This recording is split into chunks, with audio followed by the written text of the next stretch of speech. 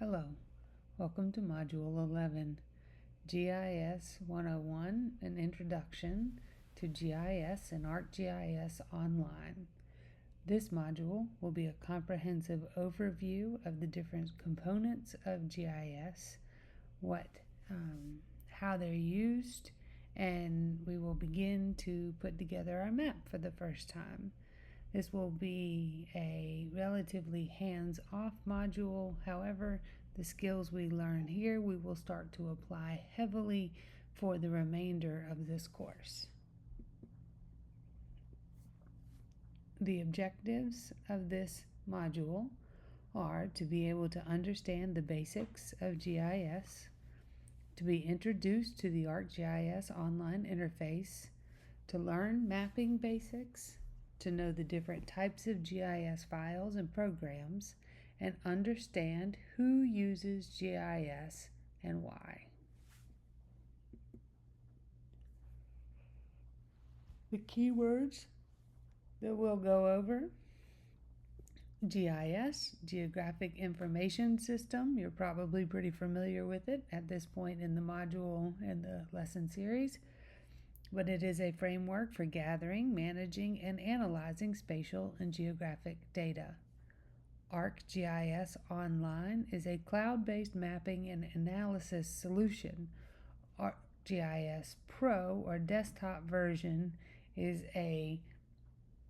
another access that provides even greater tools than ArcGIS Online. ArcGIS Online is the program that we will deal with for this module. Mapping, which is the process of creating visual representations of data on maps. Shapefiles, which is a popular geospatial vector data format for geographic information system software.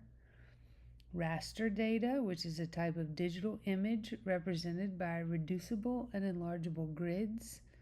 Vector data, which is data represented by points, lines, and polygons.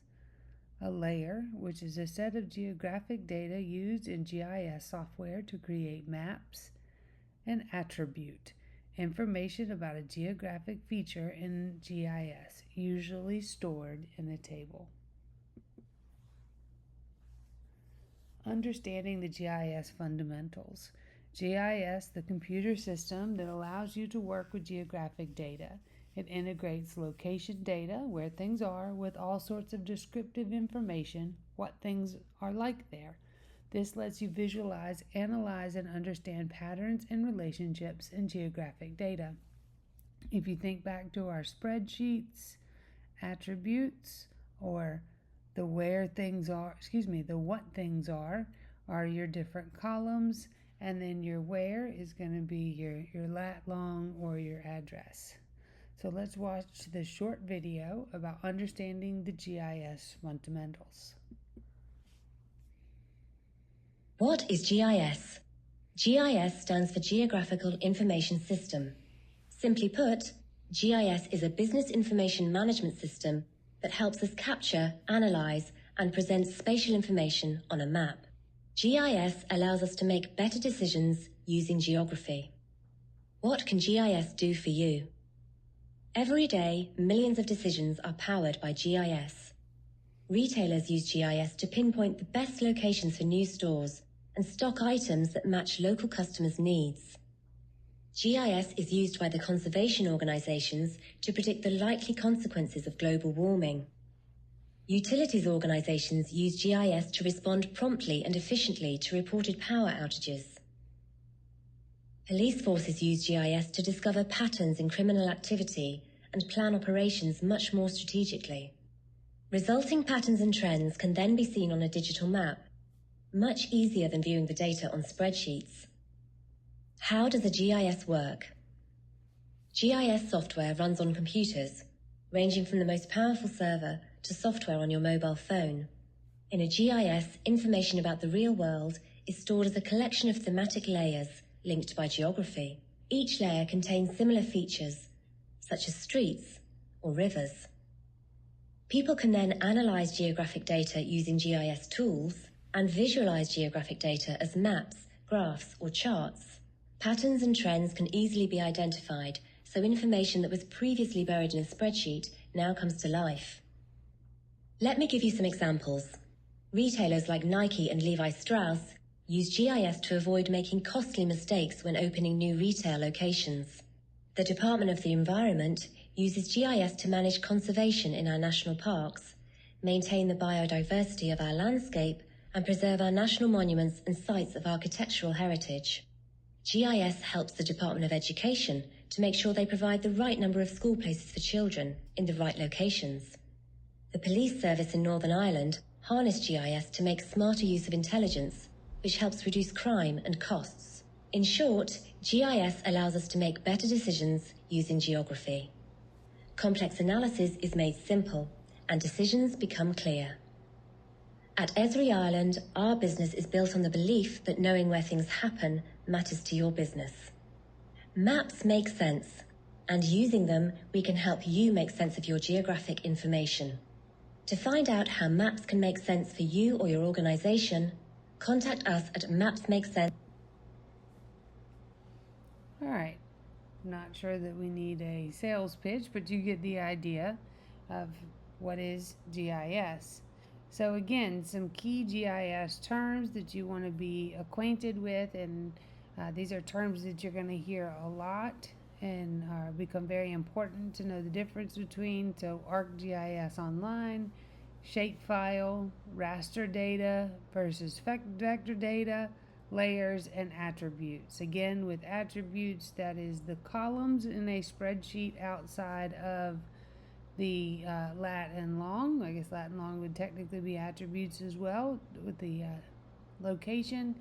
And then the layers are like individual spreadsheets of data.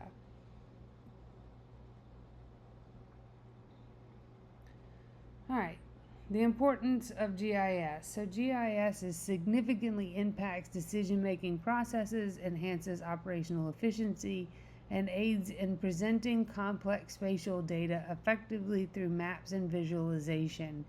Seeing the world through GIS is critical to understanding connections and showing impact.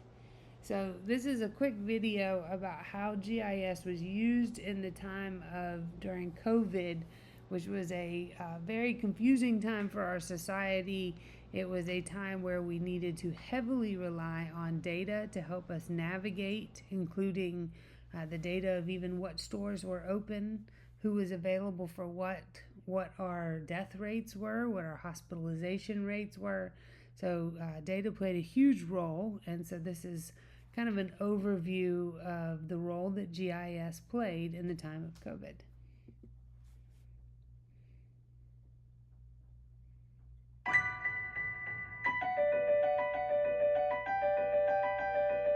As our world gets smaller, and what happens somewhere else hits closer and closer to home.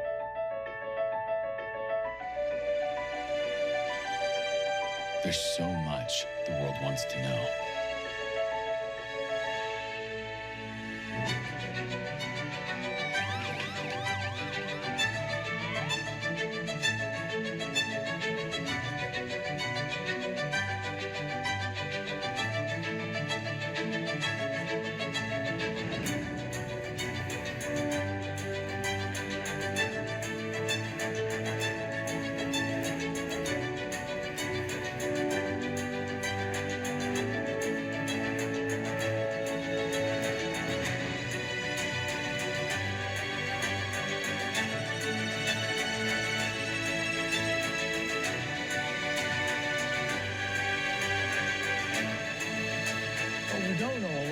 There's a lot of questions out there. People very insecure.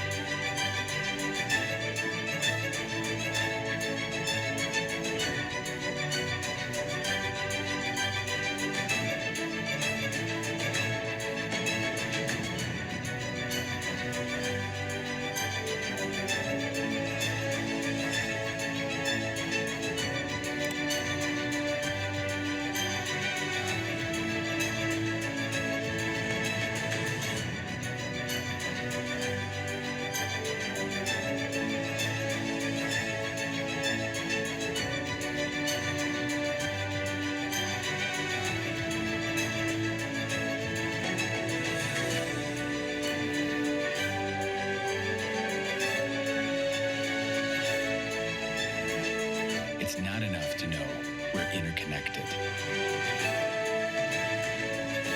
We have to understand how and collaborate to build a better future. Your answers matter more than ever. Thank you for your vital work.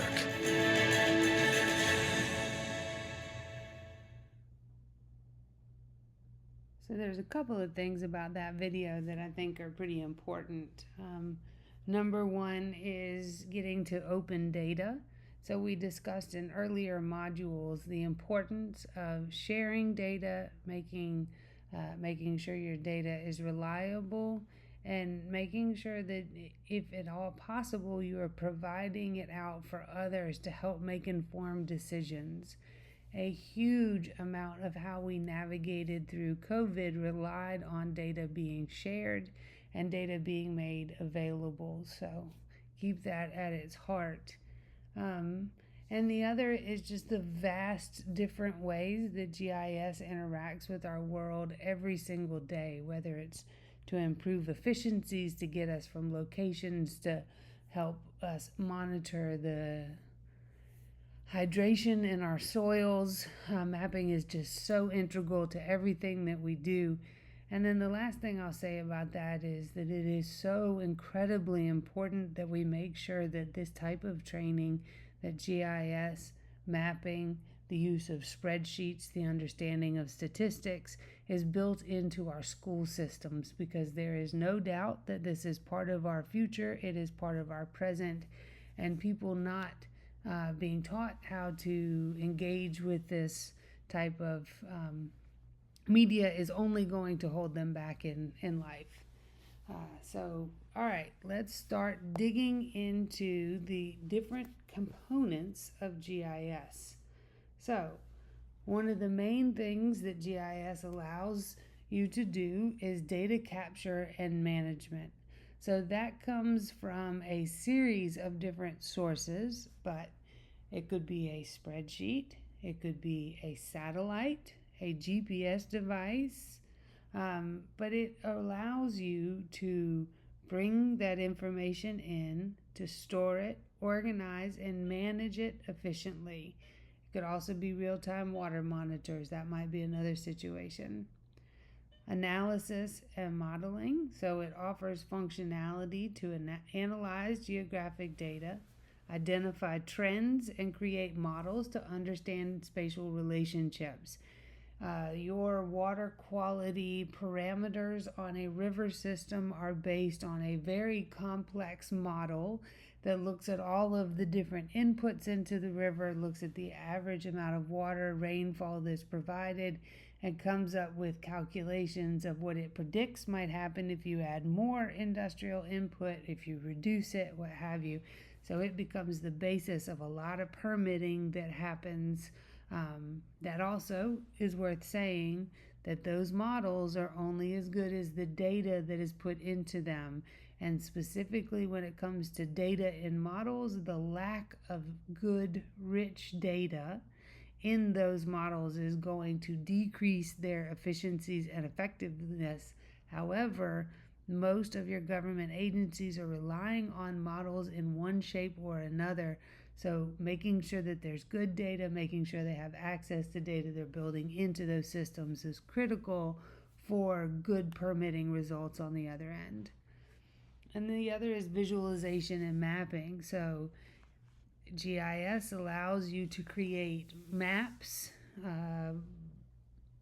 2D and completely immersive, and other visual representations to communicate graphic information effectively.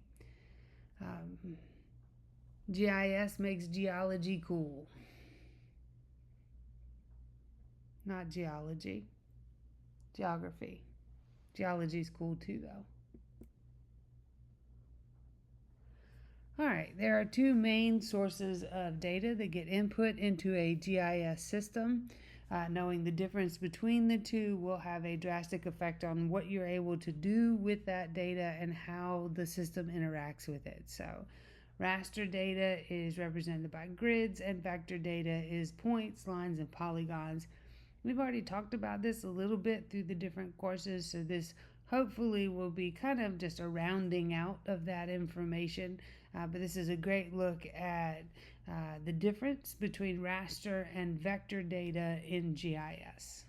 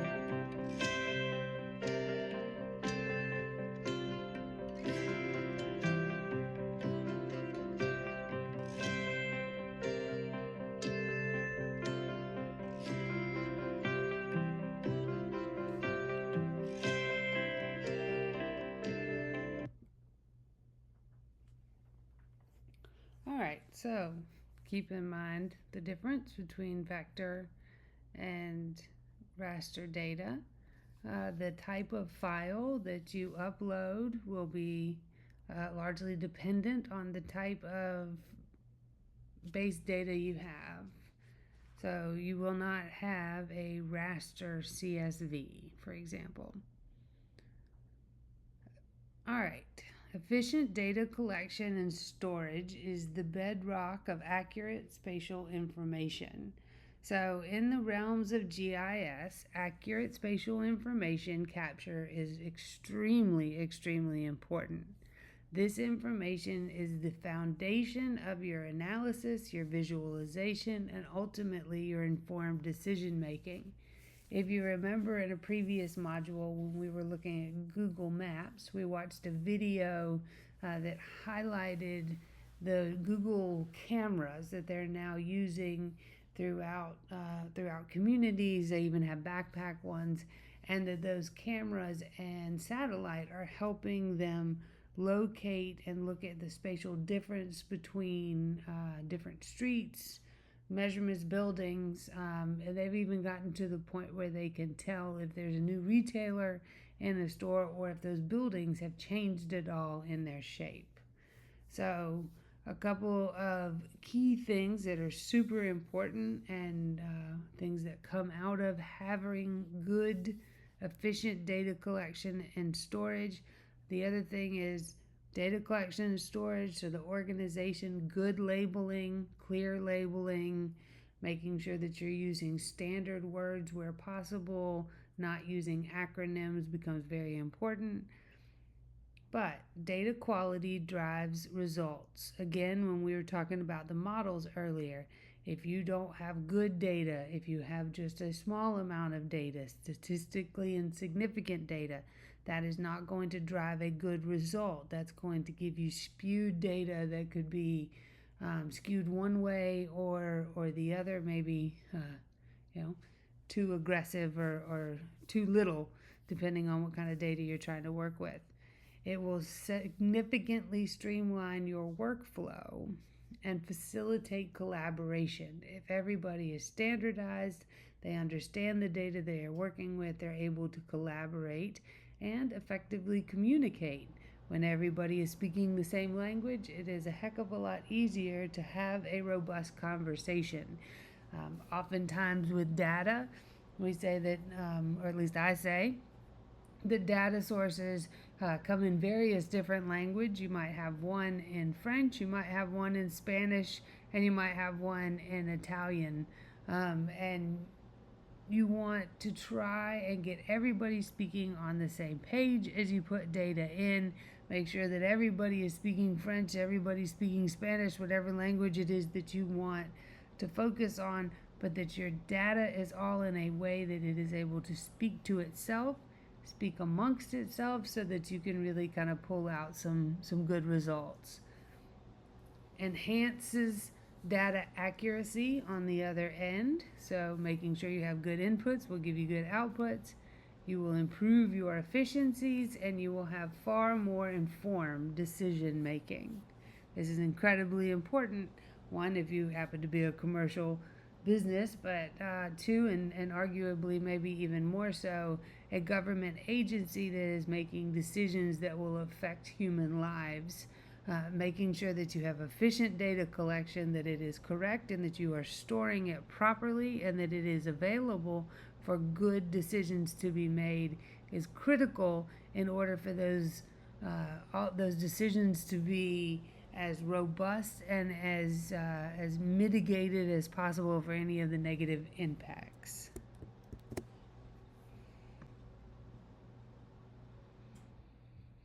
All right, data analysis and visualization. So the great thing about GIS is it won't just put points on your map. It can help you analyze that data in different ways. So especially with spatial data, they would do analysis and visualization by interpreting the relationship between locations and their attributes. Again, the columns, the stuff that tells you about what is in each one of those locations. The GIS generates valuable insights and creates informative maps. These maps empower diverse applications from urban planning to environmental monitoring.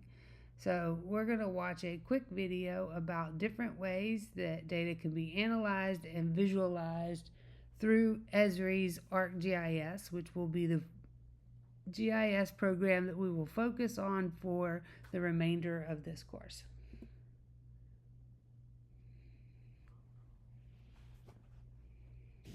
Visualization is a powerful way to explore and summarize data, interpret and investigate analysis results, and communicate interesting findings. This is a dataset of violent crimes in Chicago. For each incident, we have attributes describing where, when, and what type of crime took place. We can use this information to visually explore our data and get a better understanding of violent crime patterns and trends in Chicago. Let's start with location. We can use the XY coordinates to place the crimes on the map, and with a bar chart, we can compare districts to see which had the most crimes and identify them in the map using dynamic selection. We can also use dynamic selection as a way to drill down and see how different wards and police beats within each district compare to each other. This dataset also has a temporal component. Are crimes in Chicago changing over time? Using a line chart, it's quickly apparent that there is a seasonal trend to crimes in Chicago, with most crimes taking place during the warmer months and on weekends. Comparing crime counts by type, we see that robberies are consistently the most commonly reported violent crime. Dynamic selection can also serve as a way to filter a dataset for analysis. By selecting individual crime types through the chart, I can easily run a hotspot analysis on just burglaries or just assaults and then compare the two outputs. Now that I'm familiar with this dataset, I'm ready to combine additional data sources to begin exploring what demographic factors might be related to violent crime in Chicago.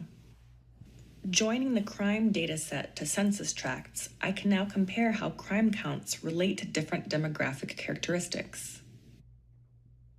I'm particularly interested in how income, education, and unemployment relate to crime counts and how those relationships vary over space. Using maps and histograms, I can visualize the distributions of these variables, and by running a grouping analysis, I can combine these variables and identify distinct clusters in my data. Visualization becomes particularly important when interpreting the results of this type of analysis. To understand how these three groups compare to each other, we can use box plots to visualize the distribution of each variable in each group. We can see that the blue group is faring the worst, with the highest crime counts, high school dropout rates, unemployment rates, and the lowest median household income. By understanding the makeup of these different groups, we can more efficiently and effectively target our remediation efforts when dealing with the problem of violent crime in Chicago. To further understand each group, I can explore relationships using scatter plots and see which variables are most correlated to crime in each group. And finally, to report my findings to decision makers, I could create a story map, or I can combine various visualization types in a layout to tell a compelling visual story.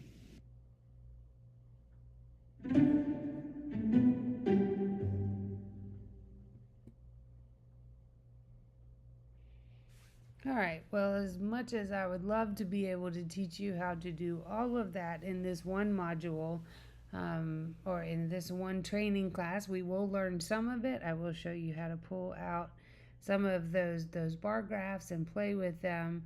But I would encourage you, if this class on the other end of it, if you are very interested and want to learn more, again, YouTube is your best friend, but ESRI provides a lot of training and tools online to get you up to speed. And again, we haven't gotten into it, but there's a nonprofit program with ESRI you can apply to if you decide that you want to play with more programs than the ones that we're learning throughout this training class. All right, so let's start digging into navigating ArcGIS online. So ESRI's ArcGIS is absolutely the industry standard when it comes to GIS. All of your local governments, federal governments, a lot of industries are using ArcGIS. Their Living Atlas, so ESRI's Living Atlas is a list of thousands of certified data layers that are available for easy incorporation into your map. They are wonderful. They're verified data. You know it's good data. A lot of our layers that we were pulling off of data.gov, EPA, USDA, those layers have been converted into the Living Atlas, making it extremely easy to pull that information in with a click of a button without having to take the time to make sure that it all talks together correctly. ESRI's done it for you. ArcGIS also houses thousands of user-provided layers that you might find helpful.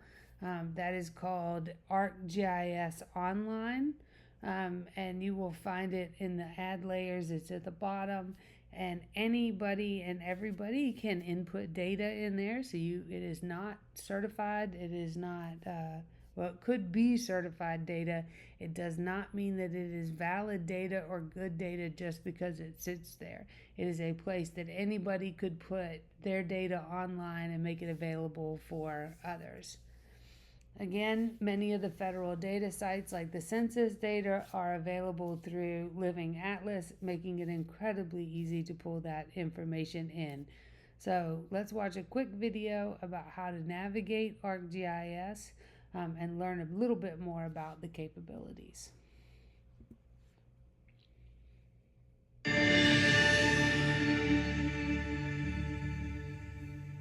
Mapping in ArcGIS Online just got a lot better with the new Map Viewer. As the Census 2020 is just around the corner, let's narrow down some schools that volunteer groups can visit to encourage census participation in hard-to-reach communities. This map contains close to 100,000 schools across the United States. I'll add an expression on the enrollment field to show schools with at least a certain number of students.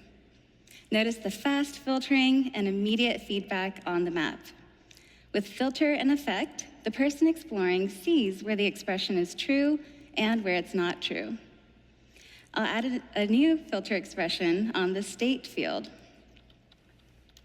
Again, you gotta love how fast this is. I'm interested in the state of California, and more specifically, Los Angeles, which has one of the hardest to count locations in the United States. Let's add a demographic layer to find more schools to visit. Living Atlas contains American Community Survey layers that are updated every year. I'll hide the schools and use smart mapping to explore this new demographic layer. Here we see the percent of population aged 5 and up who speaks Spanish at home. There are hundreds of color ramps available, and we've made it easy for you to find the perfect ramp, whether it's colorblind friendly, purples, blues, greens, reds, or my personal favorite, best for dark backgrounds. I love this category because of the new bright color ramps that are only available in the map viewer. They're beautiful, modern, and they can make any of your data sets shine. But let's make this map a little more interesting. I'll change the theme to above and below so that the ramp is centered around a meaningful value, in this case, the average. Because we can make quick changes to explore and discover new patterns, the new map viewer gives you that freedom to try different things. So let's try something new. I'm interested in school-age population, age 5 to 17, and I'll compare English with Spanish-speaking communities. Okay, what I'm about to show you is my favorite new capability, dot density, and it's faster and better than ever. This mapping style really personalizes your data. In this case, one dot represents 15 people. Notice how fast and responsive this is.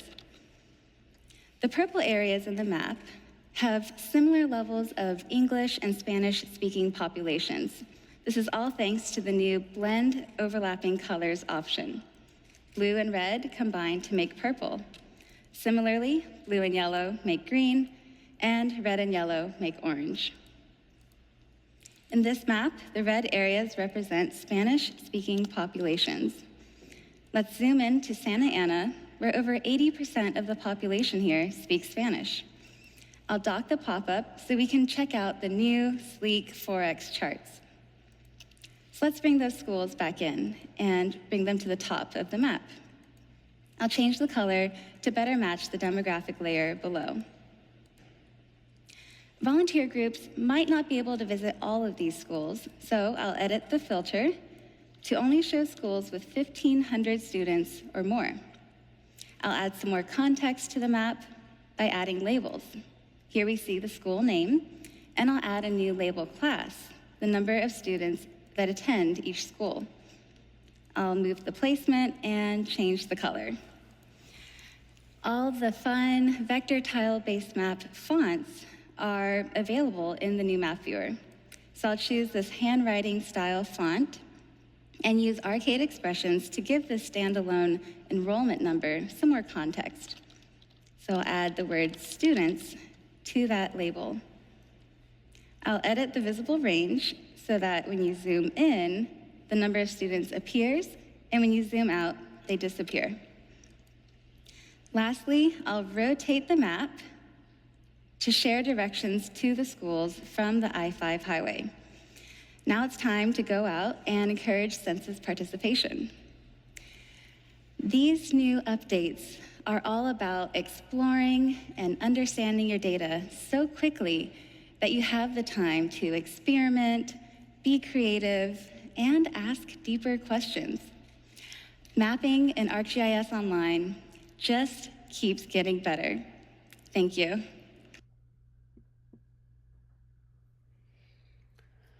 All right.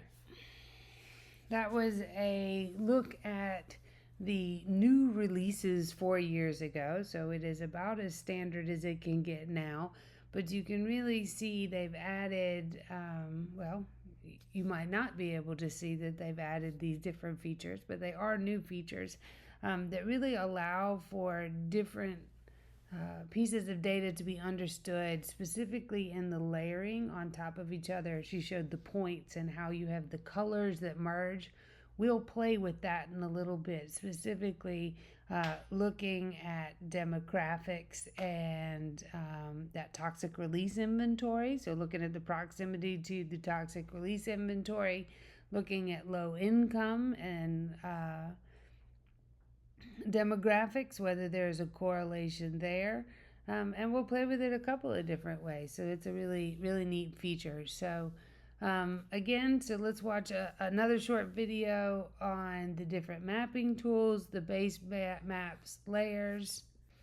All right, now let's dig a little bit more into the user-friendly interface, beginning to learn how to deal and how to manipulate ArcGIS Online, facilitating accessing to the mapping tools, the base maps, the layers, and the analysis capabilities for your spatial management. So again, this module is a lot of introducing you to these different components so that as we get ready to use them and as we begin to use them, you have a kind of a grasp on the who, the what, and the why.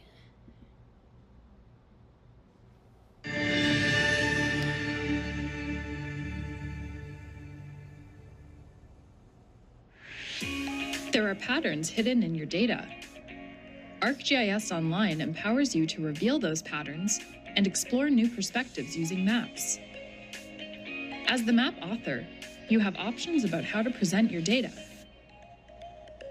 To start mapping, open Map Viewer and browse the base map gallery.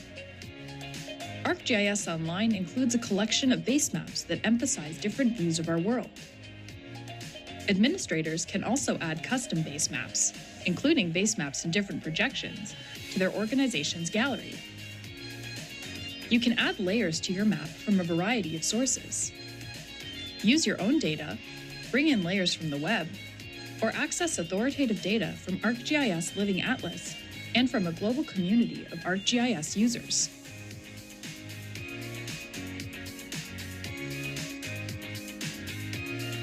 Once you've added data to the map, Smart Mapping defaults suggest the best way to represent it, based on the data fields you choose. Different styles are available depending on the data and layer type. For example, you can style your data by location, by number, or by category. Try choosing 2 or more fields to explore other styles.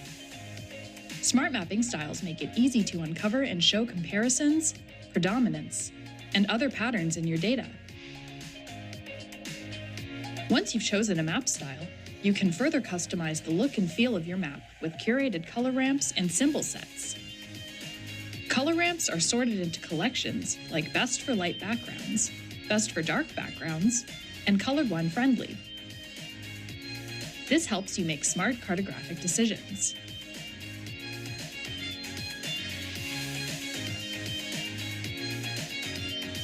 You can also experiment with filters to get a focused view of your data. Create a filter to display only the data that matches the expression. This helps you highlight important and relevant locations.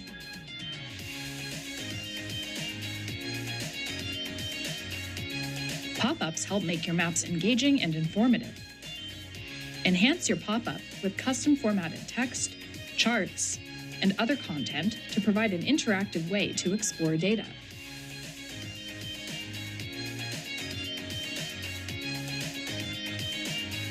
Once your map is complete, add it to your collection of ArcGIS Online items.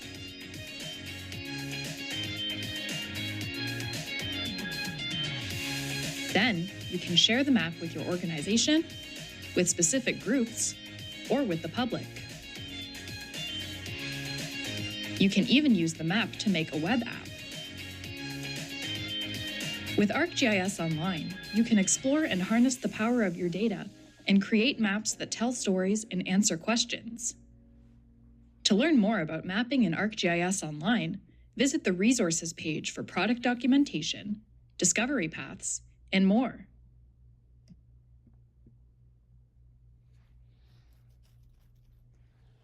Okay, in order to understand the components of building ArcGIS or using GIS, I think it is important to know the parts of a map. So we could probably have addressed this much earlier in the course, but since this is the module that's really digging into geography and how to maneuver through GIS, we've stuck it here. So here we will watch a little bit of a video on recognizing and knowing the parts of a map.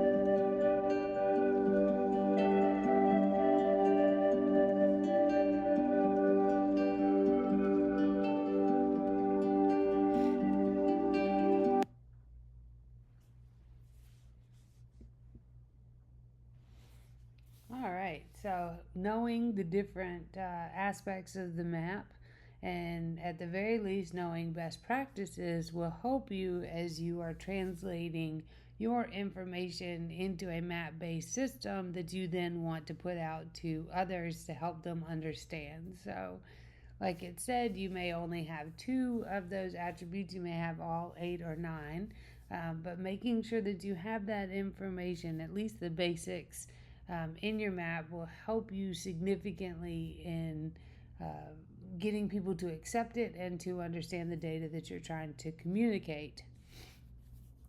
I feel like one of the most common words that we've used throughout this entire series, or that I've used, is attributes. Attributes are incredibly important, and they are the data behind the data point or the polygon. They are the columns of your data spreadsheet.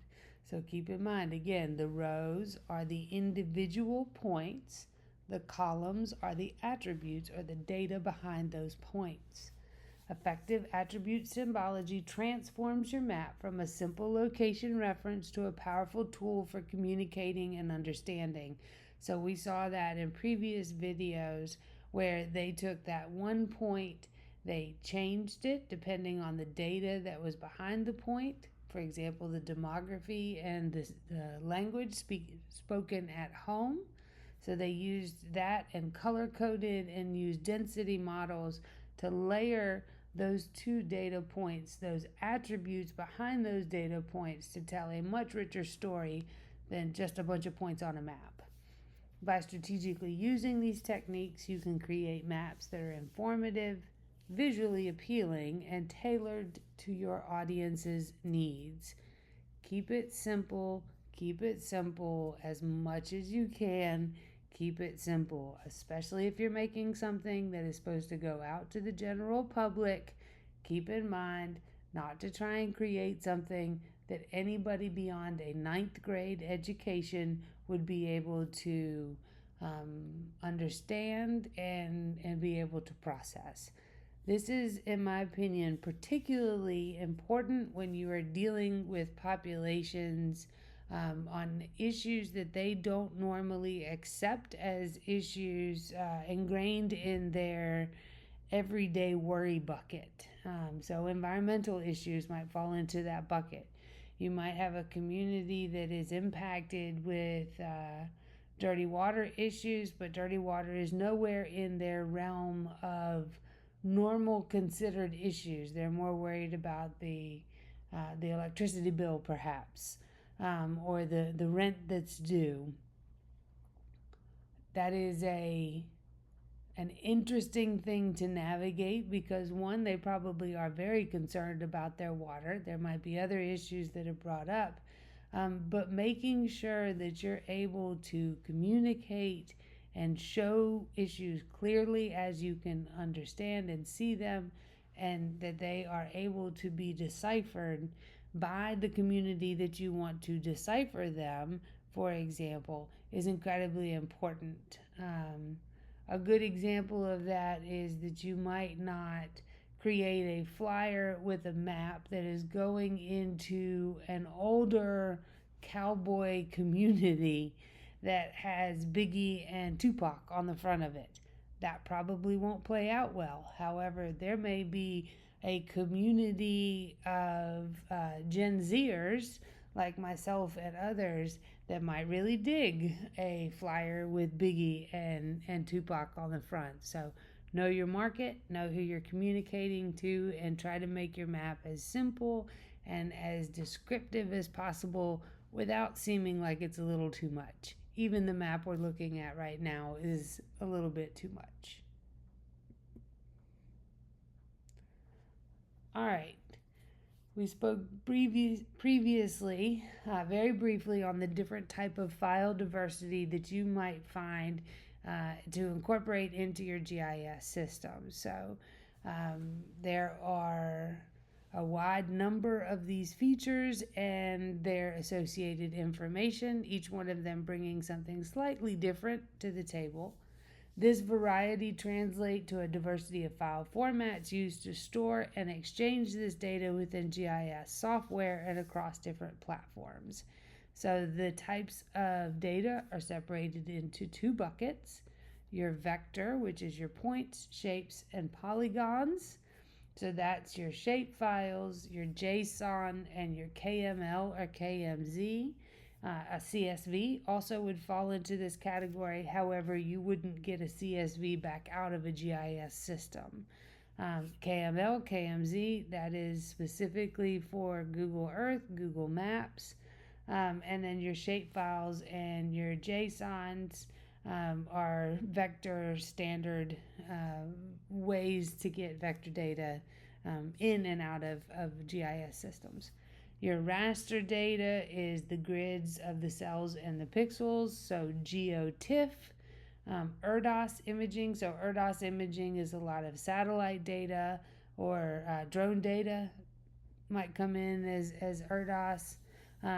Or you might take data out and put it into ERDOS if you're using it in a different system. And then your JPEG 2000, so being able to incorporate pictures into your system. Again, that pixel allows for analysis by those block squares. And the other thing to keep in mind is that with raster data, the tightness of the pixels will dictate how well you're able to zoom in and really comprehend what you're looking at. The older the data, usually the larger the of an area that a pixel represents. The more technology's gotten better, the more that we've really been able to delve in. You might get lucky and find some that are an inch or a foot per pixel, depending on what kind of data source you are, what you're able to access. A couple of other types of files that you might work with within GIS is your metadata files. These are files XML, TXT, that provide information about the data itself, including its source, its creation date, its coordinate system, and other relevant data. So that metadata, so if you're getting data from another source, it is often good to make sure that you're adding in there where that data source is located, specifically if you're making this public and you want people to be able to access and understand that data, providing a link back in this spot, who provided it to you. Specifically, if it's a scientist, you might build that into the metadata. When you upload these files, you will ask, and actually you've seen it in previous modules, that when you're uploading the data, it will actually ask you to fill out a couple of things about it to give some background information. That's your metadata. And then your project files. So specific software may use project files, MXD for ArcMap, to store project settings, data layers, and symbology. These files reference the actual data files but don't contain the data itself. So when you start working in ArcGIS, especially if you're adding different layers, if you're doing a complex project at all, you will save and ESRI will create an entire packet of project files that are just about how the program works, not necessarily the data that fills it in. So your data files are going to be separate. This is all about how does one layer talk to the other, what are the symbols that are able to be used, what are the settings of when, who turns on what. So that'll be your project files. Your spatial data, your vectors, your rasters, that's where your actual data is. The other is just the information about the file and then specifically how they all fit together. All right. There is an extensive usage of GIS in various industries, and it is pivotal in decision making. We have drilled that into you time and time again throughout this class period or throughout this class. Enhancing your operational efficiency and visualizing complex spatial data for informed decisions. Just honestly, here's a fact. You should be using GIS in your work. I don't care what that work is. Somehow GIS is already incorporated. The more you know, the more you're able to use it. But specifically, if you are working in advocacy or working on any type of community improvement projects, GIS can be an integral link to telling the past, helping you understand the present, and really kind of outlaying that future. So, so let's dig in a little bit about the ways that GIS is interacting today on increasing operational efficiency and, in some respects, helping save the world.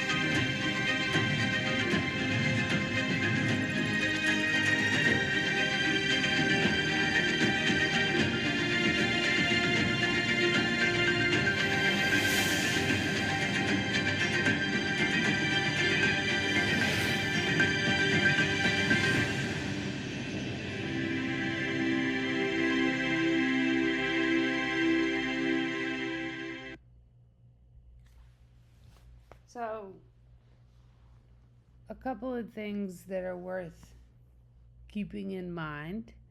If you have not caught on by yet, I am trying to convince all of you, everyone taking this class, that you want to become a GIS professional. And before you hesitate and say, wait a second, I don't want to take schooling and become a GIS professional, I wanted to tell a quick story before we get into using GIS for advocacy, because that is exactly how I came to GIS. I do not have a degree in it. I am 100% self-taught, and it was because of need. It was because working on a river the way that I do, and working with different agencies, and recognizing some of the horrible decisions that were being made in vacuums, specifically when data was available, led me to trying to bring together the smartest people that I could convince to sit down with me and to come up with a plan to make data available on the river. That has, over the last 4 years, transitioned now to a multi-state. We're in 3 different states with one of the most comprehensive data sets that exist when it comes to water in the nation. And it was largely a mistake. It was not a mistake. It was not something we set out to create. We actually set out to create the real-time monitors on a river system, and started by trying to pull in all the data points and realized there were hundreds of thousands of them. Nobody could see them all together. But GIS has become integral to the way that we operate. It has become incredibly important to helping us communicate to different communities the different effects that the air, the water, different pollution might be having on them, or more importantly, it is helping us work with communities to help them have the data to push back on their governments and help the governments understand with hard data the impacts. So I hope as you work over these next couple of modules, as we build our map, as we build our story map, you will really take this as an opportunity to figure out how do you get data into the hands of the people that need it the most. Lots of data out there. Hopefully you will use these tools to make sure that that data is getting into and is able to be used by the people that need it for the best decision making possible. So as we round out this module, I want to introduce you to an interesting video from science about the effects of planning and the effects of zoning and a thing called redlining. So as you watch this, think about what kind of map could you make to help communicate the impacts of what you're about to see here. And in the next module, we will do exactly that. I would also encourage you, as you are going through this, to write down the things in your community that might be related to zoning or redlining that you might want to see in your own map. So as we're working on the map for Atlanta, you can be building your own that is more locally based or surrounded around the issue you chose at the beginning of this class. So let's get to it. The urban environment is a feat of human decision-making. From where to develop street grids lined with large glass office buildings, to which green spaces to preserve for outdoor recreation. How humans make these choices, and the natural environment's response, can create extremely different ecosystems in neighborhoods just a few blocks away from each other. Researchers delved into dozens of studies to understand what drives these variations. One well-documented phenomenon in cities is the relationship between wealth and biodiversity. More affluent areas generally have greater canopy cover, with larger, mature trees, as well as a higher diversity of birds. This is known as the luxury effect. Low-income areas typically have more man-made surfaces, including major heat absorbers like asphalt and concrete, compared to higher-income areas. The lack of shade from trees and vegetation, combined with more asphalt and concrete, makes it hotter in these neighborhoods, a phenomenon known as an urban heat island. These communities are also more likely to be near sources of air pollutants, like expansive interstates pumping car exhaust. Although wealth can sometimes predict the outcomes of an urban ecosystem, there isn't always a clear relationship. In some cases, the racial makeup of a neighborhood is better than income when forecasting canopy cover. Researchers explored studies that highlighted how systemic racism shaped our built environment. One glaring example in the United States is residential segregation. From 1933 to 1968, the federal government limited access to homeownership among Black Americans through a practice known as redlining. Neighborhoods were graded based on the riskiness of providing a mortgage in the area. The grades ranged from A, the most desirable areas full of wealthy businessmen, to D, neighborhoods considered high-risk investments due to a combination of factors, from their environmental quality and distance from large industrial factories, to the main determinant, the presence of foreign-born and Black people. The inability for Black people to buy homes in these neighborhoods meant many types of capital investments left. Landlords abandoned their properties, and public services such as transportation and park maintenance weren't prioritized. Today, many U.S. cities still exhibit long-lasting environmental impacts from this discrimination. Neighborhoods which had a D grade in the 60s have about half the canopy cover of historically white communities. Some studies evaluate how the current environment relates to historically redlined neighborhoods, but researchers did not find any research that traces how ecosystems changed over time because of this segregation. They proposed that because habitable regions are more spread out in these areas, animal populations struggle to breed since they are cut off from each other. The reduced breeding options for animals could have decreased gene diversity, an important way for animals to adapt to changing environments. And decreased gene flow of native species could promote the abundance of pest species, like mosquitoes and brown rats, which carry diseases that can infect humans. The combination of all these outcomes, from urban heat islands to increased pests, make low-income marginalized communities far more vulnerable to risks like climate change. Scientists say such evidence shows that conservation and social justice cross paths, especially along neighborhood streets. We'll pick up where we were just at with the map.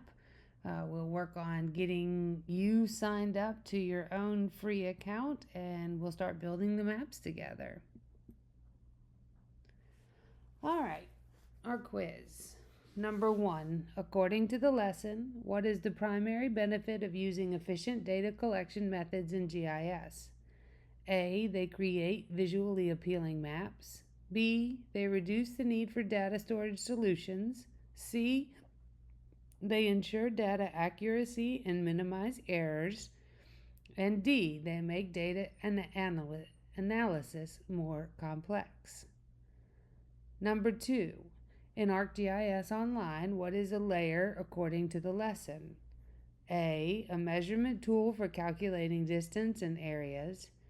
B, a set of geographic data used to create maps. C, a menu bar containing options for map customization. Or D, a background image displayed beneath another map data. Number 3, the lesson describes attributes as descriptive data associated with geographical features. What does this mean in the context of mapping? A, attributes define the size and color of map symbols. B, attributes provide additional information about map features like populations for a city. C, attributes are different map views focused on specific areas. Or D, attributes are data labels displayed next to map features. Number 4, matching. Choose the most appropriate symbol type for the following data in ArcGIS Online. A, points representing national parks. Lines with varying thickness. B, lines showing major highways. Polygons with different colors. C, polygons representing different forest types. 3. Points with sized or colored markers. Or D. None of the above.